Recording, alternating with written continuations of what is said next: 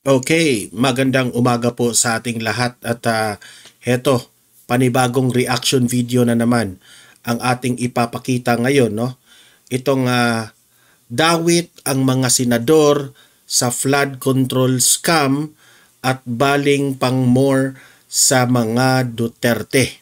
Ayan, nagre-react na nga itong si Attorney Harry Roque patungkol po dito sa mga bagong developments na sa tingin ko, sa paniniwala ko, ay scripted na naman itong House of Representatives na pinababasa dito ni Bryce Hernandez. Okay?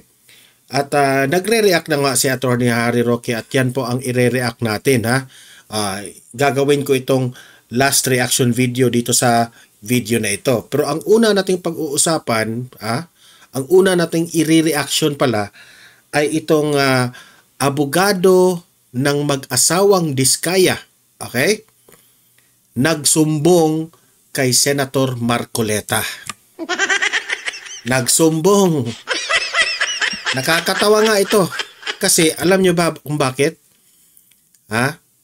May nag-text sa mga Diskaya na gusto nilang isangkot, no? May nag-text, taga-kongreso raw inuutusan itong mga Diskaya na sa hearing dyan sa House of Representatives, idamay nyo na ang mga senador. Buti na lang at itong mga Diskaya ay they have a full trust dito sa Senado, nagsumbong kay Rodante Marcoleta, Senator Rodante Marcoleta. Ako nga no, nung napakinggan ko ang hearing sa House of Representatives doon sa question and answer ni Luistro at ni Curly Diskaya, unti-unti akong napapabilib nitong si Diskaya.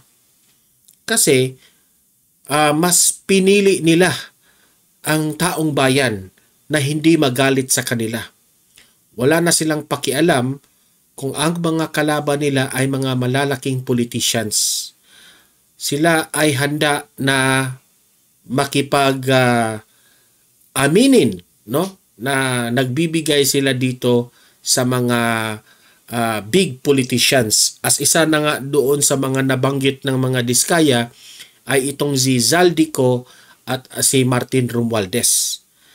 At kung mapapansin mo doon sa House of Representatives ay parang ipinagpatanggol pa nila ang mga nababanggit nitong mga Diskaya.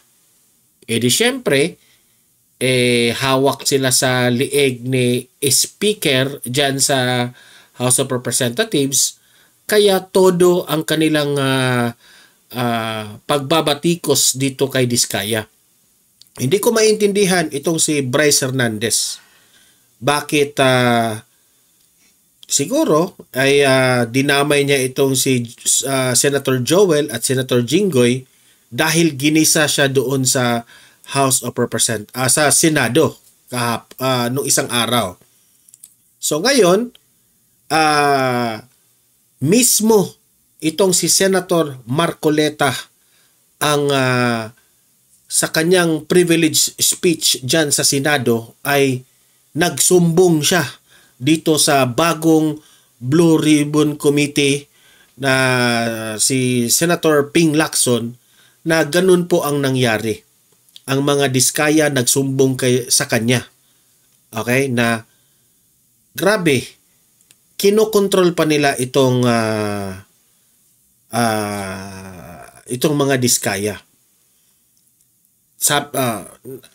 Mas lalo na akong nainis, nagalit nung nakita ko ang reaksyon ng Presidente Bongbong Marcos na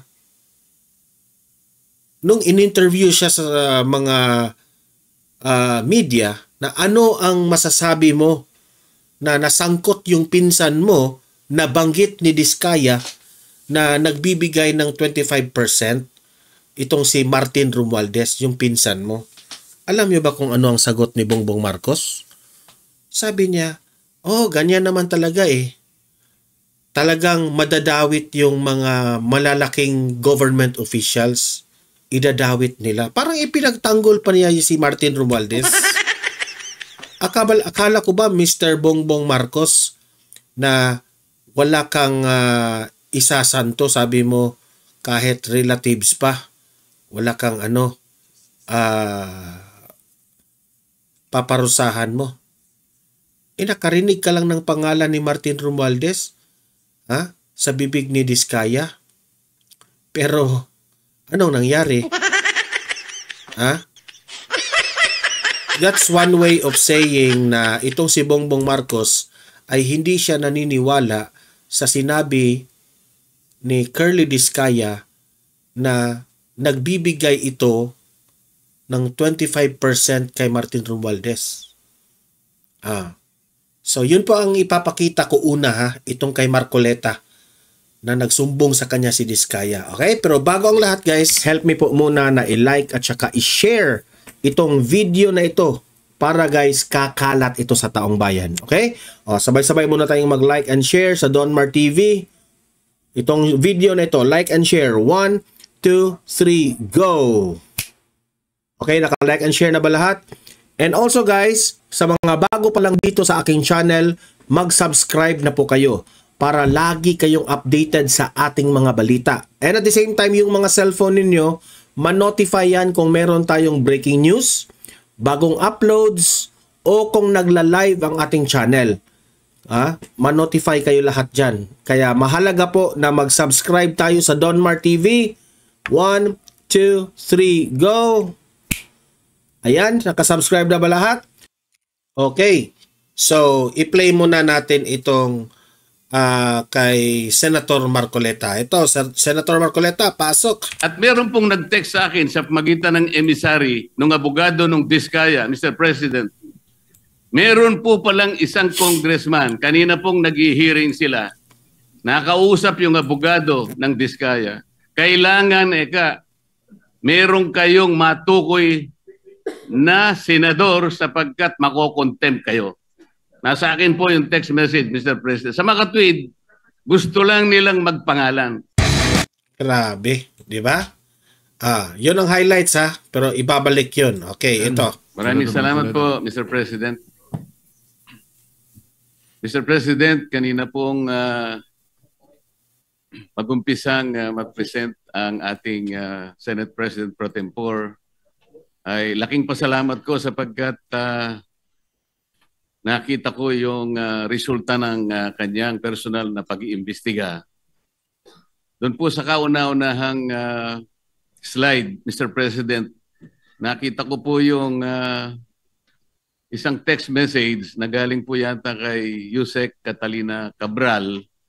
Hindi ko po masyadong maintindihan. Pwede po bang pakikwento po ninyo, Mr. President, ano po ba yung pinanggalingan noon? Ang pinanggalingan po, nag-congratulate siya sa ating nakaupong Senate President.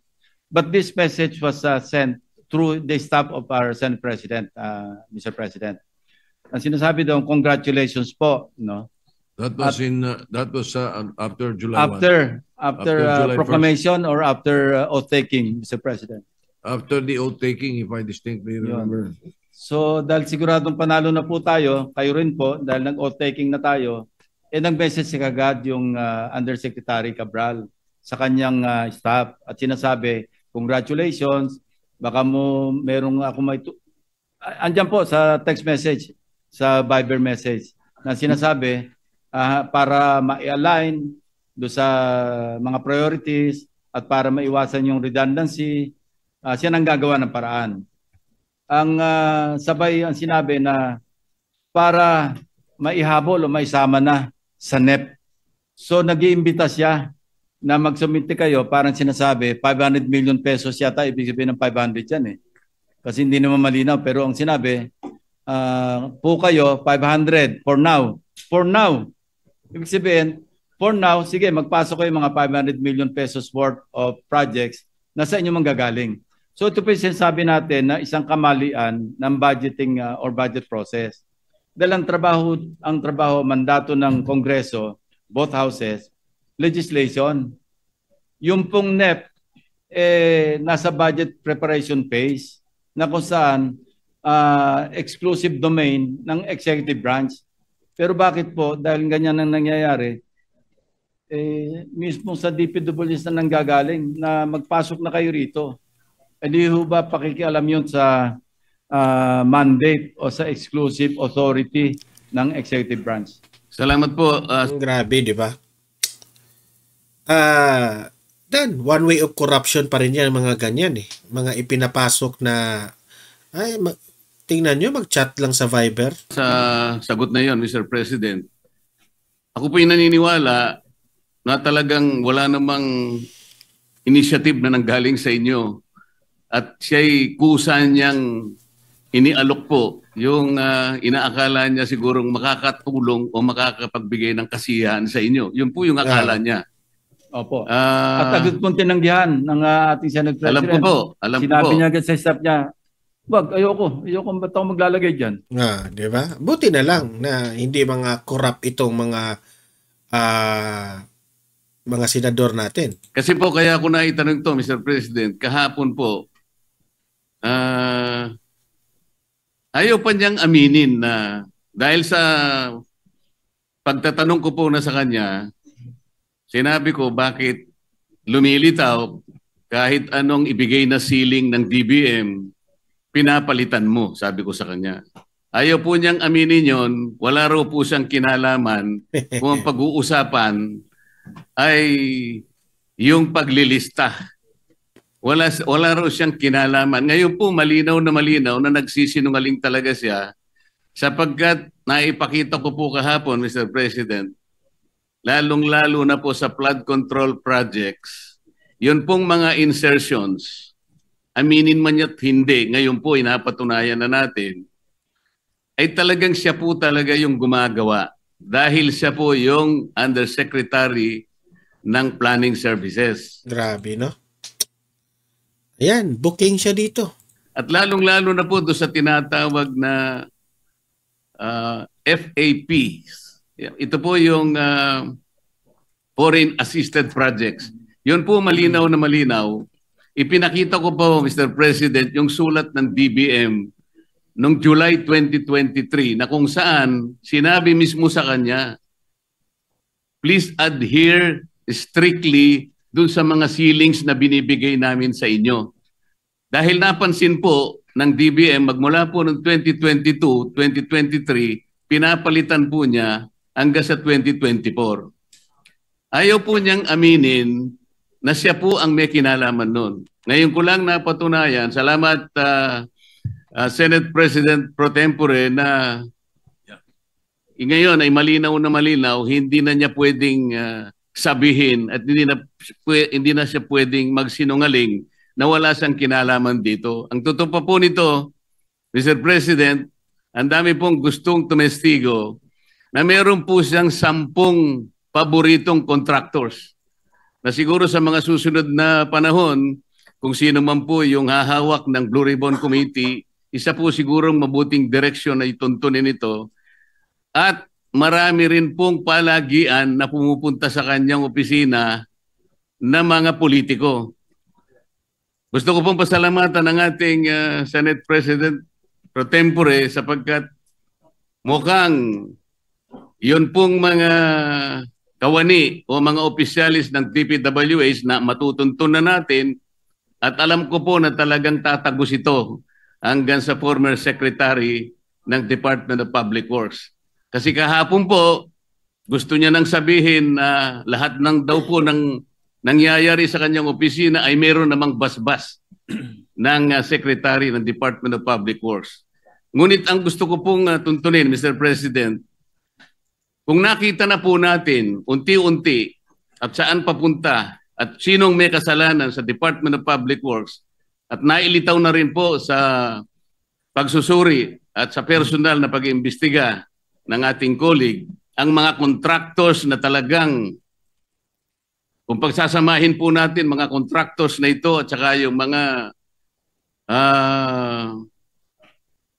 mga opisyalis na nabubunyag ngayon. Siguro po yung salitang walang o halang ang kaluluwa ay is an understatement.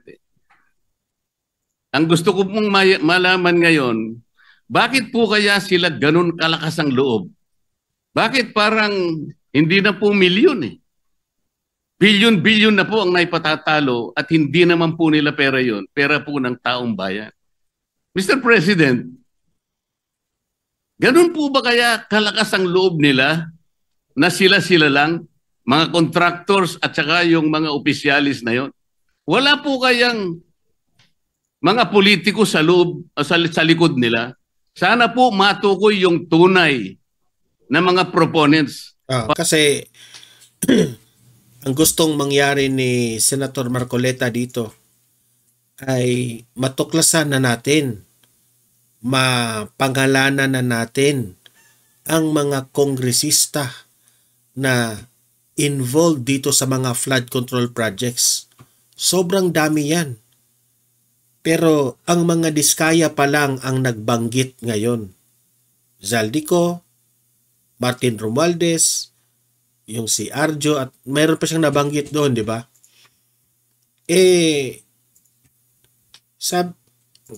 Parehos lang to sa sinabi ni pareha ito sa sinabi ni Senator Joel Villanueva. Yung mga buwaya dyan, mga leader dyan sa House of Representatives, yun. Sinabi pa nga yan ni Mayor Basti Duterte, nasa harap ninyo ang kawatan. Huwag na kayong lumihis pa kasi nasa harapan ninyo ang kawatan. Sa bagay, baka hindi nila nakita ang kawatan, hindi nila nakita yung magnanakaw, kasi sila rin mga magnanakaw. Ganun ba? Nagtatanong lang tayo Para po yung walang kasalanan ay hindi po nadadamay. Mahirap po na magbanggit sila ng pangalan. Dahil ito pong nagbabanggit ng pangalan ngayon ay galing lang sa amin kahapon at napatunayan ngayon na bilyon-bilyon ang ginagasta at magdadamay siya. At meron pong nag-text sa akin sa pagitan ng emissary ng abogado ng Diskaya, Mr. President. Abogado ng Diskaya. Si Curly Diskaya at itong si Sara Diskaya. Ang abogado nila nag-text, humingi ng tulong kay Senator Rodante Marcoleta. Meron po palang isang congressman, kanina pong nag-hearing sila. Naku po, ano yan? Nakausap yung abogado ng Diskaya. Kailangan, meron kayong matukoy na senador sapagkat makokontempt kayo. Imagine that one. Kailangan merong mabanggit na senador o idadawit na senador. Kasi kung walang senador kayong mabanggit, makontempt sila dyan sa House of Representatives. Di ba? Kung hindi ma-follow ang script nila dyan sa House, kawawa itong mga resource person nila. Sabi ko na nga ba, yan rin ang ginawa nila ni Garma. Sa tingin ko may opinion si Garma, yung si Grijaldo. Si Grijaldo ba yung yung na-contempt na sobrang mataas? Pati nandun siya sa loob ng kulungan ng contempt nila doon sa panahon ng Pasko. 'Di ba? Sino pa? Ang dami. Si Atty. Harry Roque, si VP Sara, lahat ng hearing dyan sa Tuwadcom, Tricom, hindi na pinagkakatiwalaan ng taong bayan kasi mahina yung director nila gumawa ng script. Di ba? So ngayon naman, ang director dyan sa House, kung sino mang director sa script nila dyan, gustong merong isangkot na senador. Kaya pala itong si Bryce Hernandez, tinira na itong si Jinggoy at si Joel Villanueva. Kaya ba? Nagtatanong tayo ha? Grabe. Nasa akin po yung text message, Mr. President. Sa mga tweet, gusto lang nilang magpangalan. Hindi po mabuti yun. Kailangan po, sa tulong na rin po ni Senator Lacson, total naumpisan na yung mga contractors, naumpisan na itong mga kawani at opisyalis ng DPWH na talagang kandidato na po talaga sa impyerno. Matukoy po talaga kung sino-sino po yung palaging kausap ni Yusek Cabral na sila po yung sindikato dito. Para po yung walang kasalanan ay huwag pong madamay. Maraming salamat po, Mr. President. Salamat po, Your Honor. Ayan. Maganda itong development na ito ha, na natuklasan ni Senator Marcoleta. Ito naman, mag-react rin tayo dito sa opinion ni Attorney Harry Roque sa mga nangyari ngayon sa House of Representatives at sa Senado. Magandang araw po sa inyong lahat, no? Ewan ko ba kung magandang araw natin dahil ngayon naman nadinig natin na mas malala pa talaga ang problema natin pagdating dito sa korupsyon, lalong-lalo na sa flood control project at dito naman sa Kamara, nadawit ang pangalan ng dalawang senador, Senador Jinggoy Estrada at Senator Joel Villanueva dito sa mga maanumalyang flood control projects sa Bulacan. Hindi ko po alam kung totoo yan, pero hindi naman natin po pwedeng mabaliwala ang mga sinasabi ng mga taga-DPWH. Bagamat sa batas po meron tinatawag na res inter alios acta. Yung mga paratang ng mga taga-DPWH na magiging dahilan para sila ay magkaroon ng criminal liability ay binding lamang sa kanilang mga sarili at hindi po pwedeng magamit sa ibang tao. Kinakailangan patunayan pa rin yung pagkakasala ng ibang tao sa pamamagitan ng iba pang ebidensya. Pero siyempre, nakakashock din yung mga larawan na pinakita na talagang halos sa limpak-limpak na salapi ang hinahanda nila para ibigay sa mga politiko.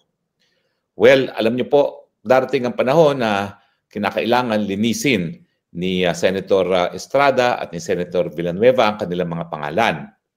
Pero ang importante po, ang leksyon na napulot natin dito talaga sa testimonya sa Kamara de Representante ngayong araw naman, na ang korupsyon talaga, dawit lahat ng politiko. At yan nga po ay nangyayari dahil nga doon sa sinabi ni Garner Myrdal, yung Nobel Prize awardee, na kapag merong diskresyon, dyan pumapasok ang korupsyon. At nasaan naman ang diskresyon dito? Kasi nga po ang diskresyon dito, binibigyan ng diskresyon ang mga mambabatas na maglaan o palitan ang paglalaan ng pondo na nakasaad sa National Expenditure Program o di naman kaya nagbibigay kapangyarihan sa mga mambabatas dahil sila nga ang bubuo ng pangtaunang budget na maglagay ng pondo sa mga proyekto na nais silang paglagyan. Talagang hanggang hindi po natin na bagong sistema na mawawala ang diskresyon ng mga mambabatas sa mga proyektong popondohan sa pamamagitan ng pantaunang budget, hindi po talaga mawawala ang korupsyon. Yan naman po ang dahilan kung bakit nung naging kliyente ko si Greco Belhica laban doon sa PDAF o doon sa pork barrel, talagang sinabi na ng Korte Suprema, ang mga mambabatas, ang papilang nila is pagdating lamang sa pagbuo ng pangtaunang budget. At matapos maipasa na ang pantaunang budget, dapat wala na silang pakialam sa implementasyon ng budget. At yan ay nasa kamay na ng mga departamento. Ang problema, dahil nga sila ang nagpasa ng mga budget, inaangkin ngayon nila yung pondo sa mga proyekto na kanilang na-identify. At dahil sabi nila, kung hindi naman sa kanilang gawain bilang mambabatas ay hindi magkakaroon ng pondo mga proyekto, diyan sila nagkakaroon ng diskresyon at siyempre diyan napapasok yung SOP.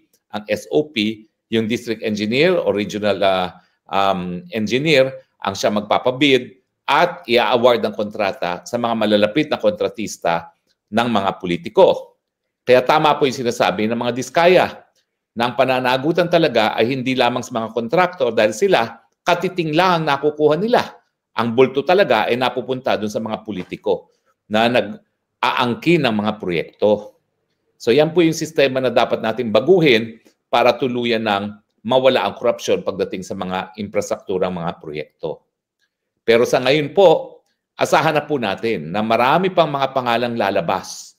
At kaya nga po ako bilang ordinaryong mamamayan ngayon, ay nako po, sambayan ng Pilipino, kinakailangan talaga magkaroon tayo ng system change. Hindi na po pwede na as is where is tayo. Kinakailangan baguhin ang sistema dahil kinakailangan itigil na itong siklo ng pangungurakot ng mga politiko dahil kinakailangan din nila na bumili rin ng boto pagdating ng araw ng halalan. So ang solusyon po rito, hindi lang pagtatanggal ng diskresyon ng mga mambabatas na magpondo sa mga proyekto na kanilang itinuturo, kinakailangan din baguhin ang pag-iisip ng taong bayan na kinakailangan magbayad para sa boto. Sa katotohanan lang po, itong huling eleksyon, napakatindi na po ng vote buying.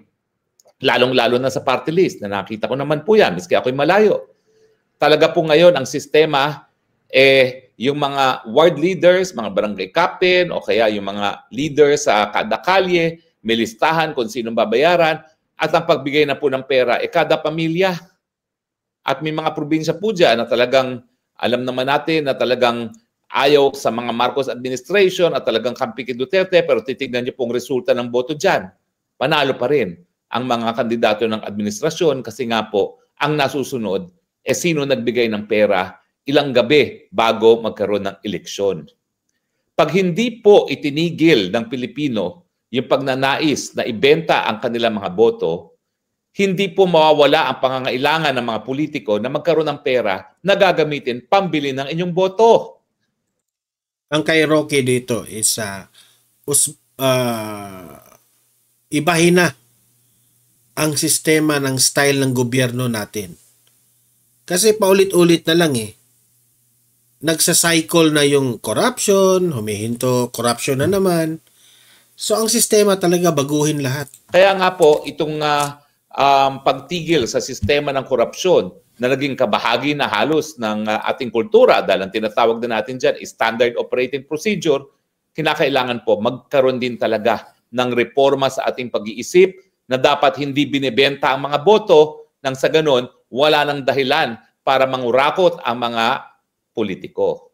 Siyempre, nandiyan naman yung katotohanan na talagang minsan yung paghangad ng kayamanan hindi naman kinakailangan na magkaroon ka ng motibasyon kung hindi talagang garapal ka lang talaga sa kayamanan.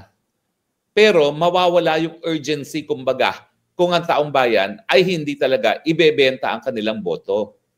So tayo po, bagamat galit na galit tayo sa mga politiko na nakikipagsabuatan sa mga politiko, sa mga contractors, isipin po natin, meron din tayong pananagutan.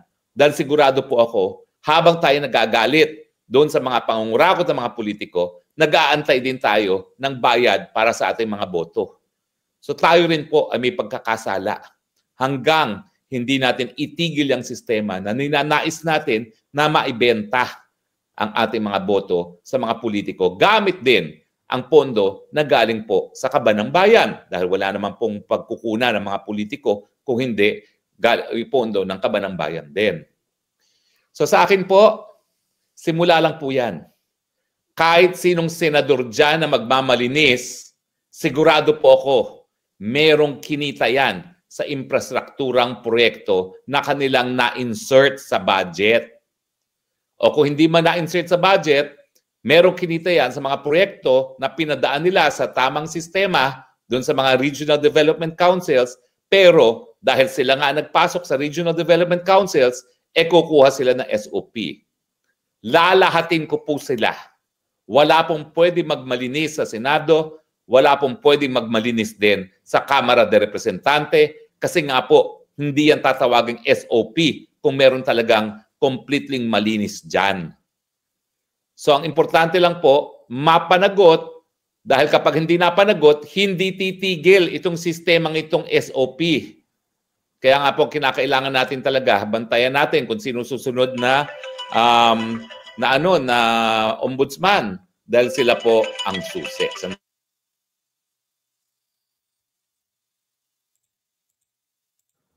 dyan sa mga kurapot na yan. Sandali lang po. Susunod na ombudsman, depende kung sino ang bebenga sa kalaban ng administrasyon. Sigurado po ako dyan, ang iuupong ombudsman ni Marcos Jr. ay hindi yung talagang seryoso na lalabanan ng korupsyon, kung hindi, bebengahin ang kalaban, ang mga Duterte. Now, kung napansin niyo po sa Kamara de Representante, nagsimula na sila na ibaling ang sisi sa korupsyon sa mga Duterte. Nandiyan na po yung sinabi ni Yuse Cabral na dadalhin daw niya yung mga listahan ng proyekto ni Congressman Pulong na di umano ay umabot sa 51 billion. Now, ako po, hindi ko alam kung magkano talaga nakuha ni Pulong nung siya ay congressman na anak ng presidente, pero siyempre, ihahambing nyo naman po yan sa mga nakuha ni Sandro Marcos. At ang katunayan naman po talaga, kapag ikaw ay anak ng presidente at nakaupo sa kongreso, ay talagang ikaw naman po talaga ay makakakuha ng mga budget. No? At hindi naman natin minamasama yan dahil yung mga proyekto naman po yan ay pupunta rin doon sa distrito ng mga anak ng presidente. Ang tanong, dyan sa 51 billion project, yan ba ay may ghost project? Yan ba ay substandard? Yan ba ay kinurakot?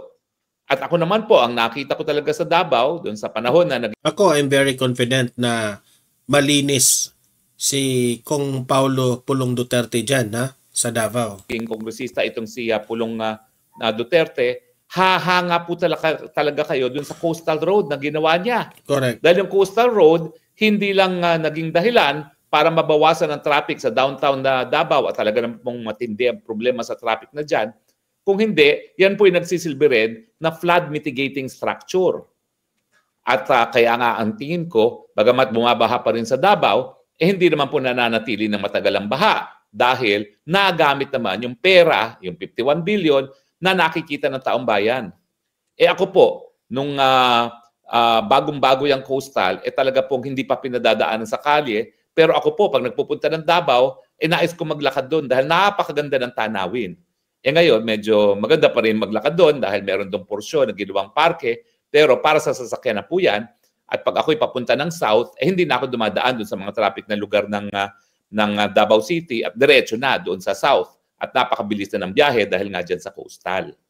So hindi po issue na nakakakuha ng malaking pondo ang mga anak ng presidente gaya ng kapag linabas nila na totoo yung 51 billion na budget ni Pulong, ilalabas ko rin in due course na kaparehong halaga din ang nakuha ni Sandro Marcos.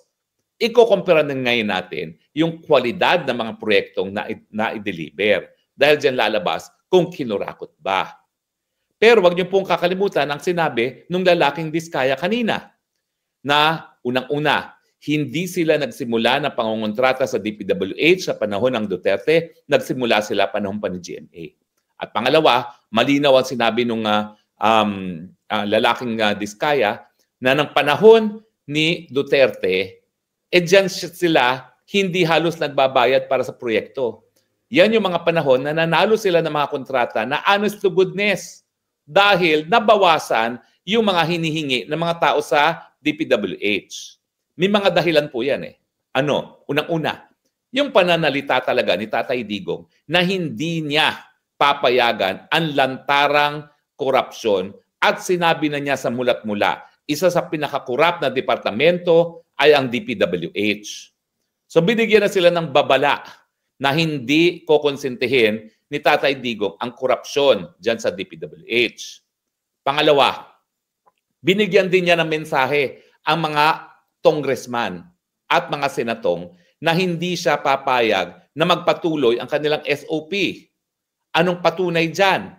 Well, nung bagong-bagong speaker po, si Gloria Macapagal Arroyo, dahil nga siguro nais pasalamatan ni Gloria Macapagal Arroyo ang mga sumuporta sa kanya, yung siya naging speaker, naglagay sila ng sandamukal na insertions dun sa 2019 budget. Tagapagsalita na po ako ng Pangulo nyon. Ano nangyari? Aba, ang Duterte, hindi gaya ni Marcos, ibinito lahat ng insertions ng mga congressman at senator. Anong mensaheng pinadala niya sa mga mambabatas?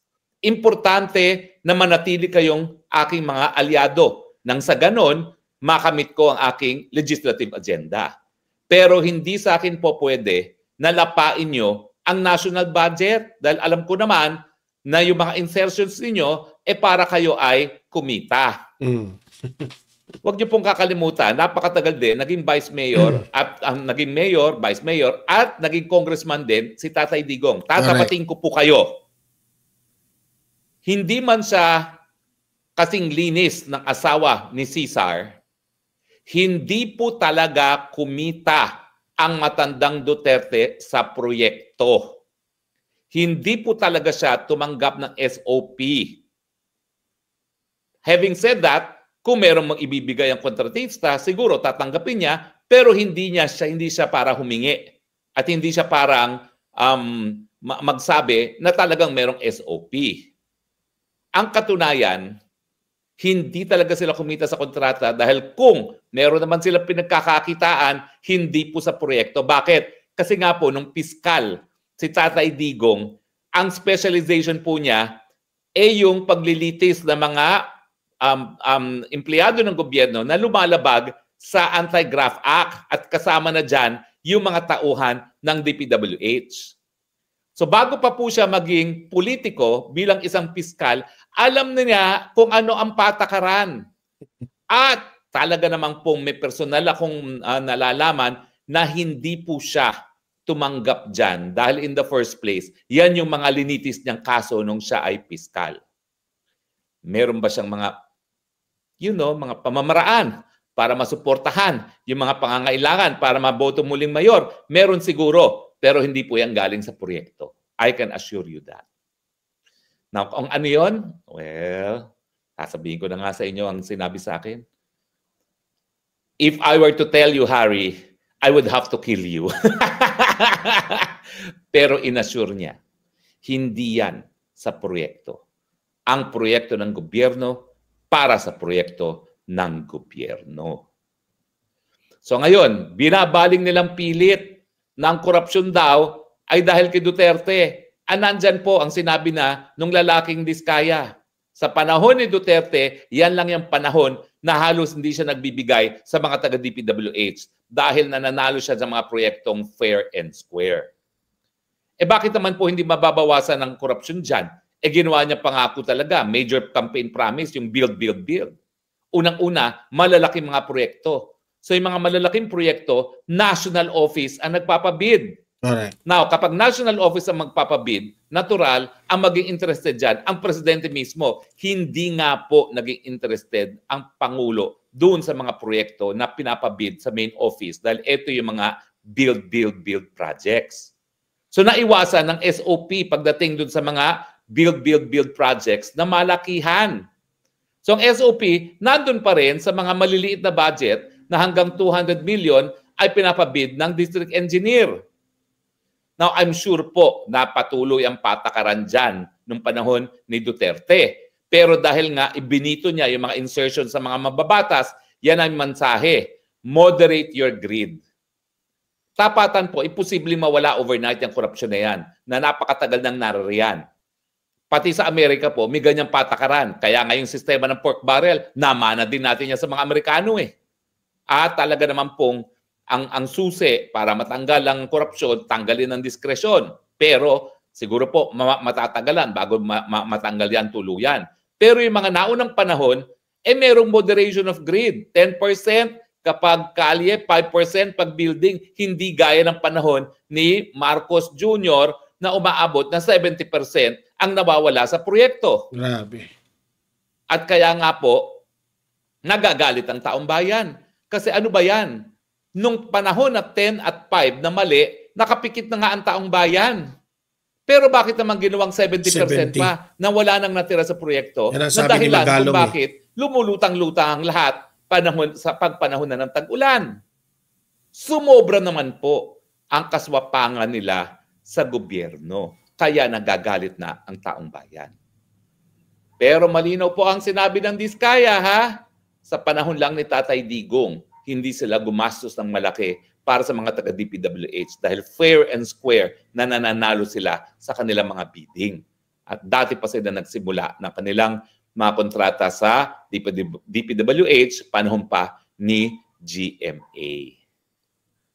So wag po kayo mag-alala pilit nilang ibabaling ang korupsyon sa termino ni Tatay Digong at dahil si Pulong Duterte ay nakaupong congressman, babahiran nila ng putik yung mga pondo na nakuha ni Pulong Duterte. Pero sa batas po merong sinasabing res ipsa loquitur. The thing speaks for itself. Kung meron kayong duda na hindi nag-deliver o hindi naman kaya ay kinurakot ni Pulong Duterte ang mga pera na nakalaan sa kanyang distrito, pumunta lang po kayo ng Davao, makikita nyo yung Coastal Road at makikita nyo yung napakadaming mga flyovers na hindi gaya ng flyovers na ginawa nung panahon ng mga Duterte, ng mga Dilawan sa Iloilo ay hindi po lumulubog ngayon sa Davao. Ako, napakadami pong flyover na ginawa ng panahon ng mga Dilawan dyan. Okay. Yun po, isa-isang lumulubog at isa-isang kinakailangan baguhin. Yan po ang prueba na may korupsyon. Wala naman po akong nalalamang ganyang tulay dyan sa distrito ni Kong Pulong. Pero kung mapapatunayan po talaga na merong ghost project at meron talagang inferior na project si Kong Pulong, sigurado po ako mangunguna si Tatay Digong na sabihin, parusahan nyo yan, miski anak ko yan. Dahil ganun po talaga siya, kaya nga natin siya hinahangaan. Meron lang siyang isang standard at yan ay pinapatupad sa lahat. So abangan po natin ang mga susunod na araw. Pilit nilang babatuhan ng putik si PRRD pagdating dito. Correct. Sa mga anomalyang mga infrastruktura, mga proyekto. Pero ano ba naman yan? Ano pang gusto ninyo? Kinulong niyo na nga si Tatay Digong dito sa dahig. Hindi pa ba sapat yan? Ang taong bayan di naman niniwala kasi overkill na yan gagawin nyo kung pati yung korupsyon sa infrastruktura, ibabaling nyo at isisisi kay Tatay Digong. Kaya nga doon sa Facebook page ko, sabi ko, mananagot na si VP Sara at si former President Duterte dito sa flood control para matapos na. Ang daming hindi nakaintindi. Sarcastic yung pagkaano ko. Nire-reverse psychology ko lang. Ang daming tanga doon sa Facebook. Ang daming tanga. Sabi ko, breaking news. Ang mastermind sa flood control ay si Tatay Digong. Marami namang naniniwala. Sarcastic yun. Tanga. Ang daming tanga sa Facebook talaga. Hindi ko maintindihan. Anyway, maraming salamat po sa inyong patuloy pagtangkilik. Manatili po tayong galit. Dahil pag nawala pong galit, baka matanggap na naman natin at pag tinanggap natin, baka maging bagong SOP ang 70% kukurakutin ng mga politiko. Magalit po tayo. Tama na! Sobra na! Gising na Pilipino, labas na sa lansangan. Palitan ng sistemang bulok. Marcos, resign. Okay, so alam nyo, halatang halata na ang mga kapalpakan ng administrasyong ito ng Marcos Jr. Pero pinipilit pa rin nila na ang kasalanan nila ngayon sa Marcos administration, ipinipilit nila na mapunta sa mga Duterte. Grabe. Sabi nga ni Attorney Harry Roque, overkill na yan. Si former President Duterte nakakulong na nga. Illegally. Sa kapapumulitika ninyo. Tapos ngayon, isasangkot nyo ngayon dito sa flood control. Grabe. Wala na talaga kayong alam kundi takot kasi kayo sa mga Duterte. O kayo, mga audience ko dito sa Donmar TV, libre kayong mag-comment, mag-react. No? Usap-usap tayo sa comment section. Ano ang argumento dito? Ano ang argumento ninyo dito sa mga nangyayari ngayon sa Administrasyong Marcos? Okay? Usap-usap tayo. Paki-like at saka paki-share itong video na ito. Para guys, kakalat ito sa taong bayan. Marami po ang makaalam sa katotohanan. And sa mga ngayon lang nanood sa aking channel dito sa Donmar TV, if this is your first time, subscribe na po kayo kasi libre lang po ang mag-subscribe. Walang bayad yan. Updated pa kayo sa mga balita. Okay?